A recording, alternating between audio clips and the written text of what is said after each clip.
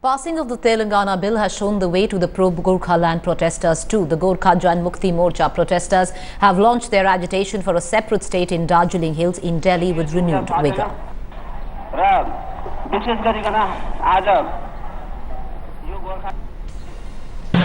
Our leaders said our demand is about 108 years old. That's considerably long time. You see, it's a century-old demand.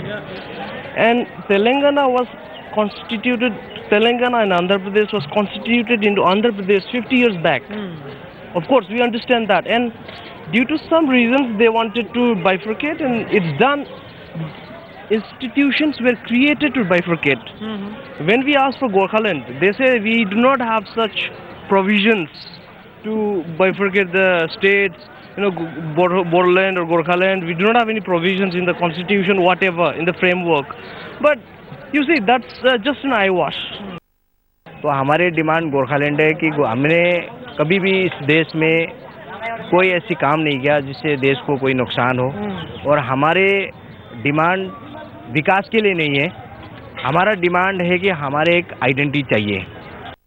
It's a sign of things to come. Referring to the 29th state of the Union of India being created in the name of Telangana, activists from the Gorkhaland Janmukti Morcha have begun camping in New Delhi in the hope of their demand also being heard and accepted. With camera person Jagmohan Patola, Jugal Purohit in New Delhi for Headlines Today.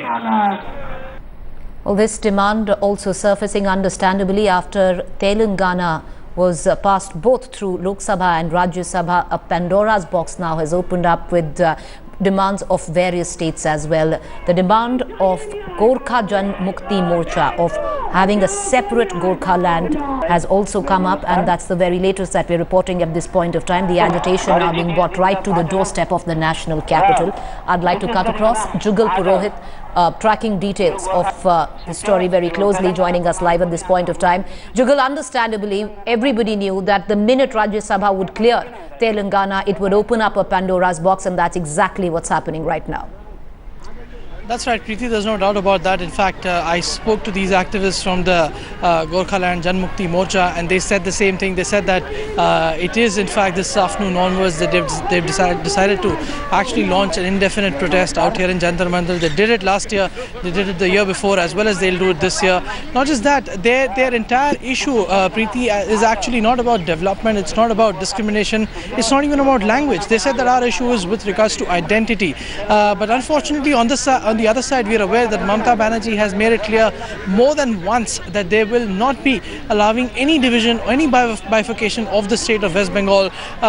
Clearly, all of this in mind, yet the GJM still continue to protest. They say that they will be here for as long as it takes. And what has happened, as you rightly pointed out, was quite predictable, because it's not just Gorkhaland. It's about Vidarbha, it's about Purvanchal, Harit Pradesh, Bundelkhand, and so many such other issues, which this government has very conveniently left on to the next government to decide. A lot of these states have also for a very long time demanded another enactment of a state reorganization commission, but none of that has happened. In fact, the bifurcation of Andhra Pradesh being taken more as a decision of the Lok Sabha and not that of the valid path of the state reorganization commission. So all of these actions, of which have been largely criticized for being politically motivated, are now coming back to haunt this administration in its final days. Appreciate you joining us, Jugal, getting us the very latest of the agitation that is taking place by Gorkhaland Janmukti Morcha. We'll keep getting our viewers the very latest on that. Meanwhile,